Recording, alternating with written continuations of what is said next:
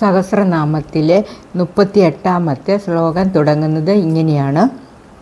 പത്മനാഭോ അരവിന്ദാക്ഷ പത്മഗർഭ ശരീരവൃത് മഹദ്ധിർദ്ധോ വൃദ്ധാത്മോ മഹിഷോ ഗരുഡധ്വജ.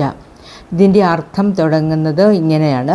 യോഗികളുടെ ഹൃദയമധ്യത്തിൽ പ്രകാശിക്കുന്നവനും പ്രപഞ്ചത്തെ മുഴുവൻ വശീകരിക്കുവാൻ കഴിവുള്ള താമരപ്പൂ പോലുള്ള കണ്ണുകൾ ഉള്ളവനും യോഗികളുടെ ഹൃദയാകാശത്തിലെ പത്മത്തിൽ സ്ഥിതി ചെയ്യുന്നവനും അന്നമായി ശരീരത്തെ പോഷിപ്പിക്കുന്നവനും പ്രാണനായി ശരീരത്തെ നിലനിർത്തുന്നവനും മഹത്തായ ഐശ്വര്യം ഉള്ളവനും ഐശ്വര്യത്തെ വർദ്ധിപ്പിക്കുന്നവനും പഴക്കം നിശ്ചയിക്കാൻ സാധിക്കാത്ത പുരാതനമായ ആത്മാവോടു കൂടിയവനും എല്ലാം കാണുന്നവനും പതാകയിൽ ഗരുഡൻ്റെ രൂപം ചിഹ്നം ആക്കിയവനുമായ മഹാവിഷ്ണുവിനെ ഞാൻ നമിക്കുന്നു. എല്ലാവരും ജപിക്കുക, പഠിക്കുക, വളരുക.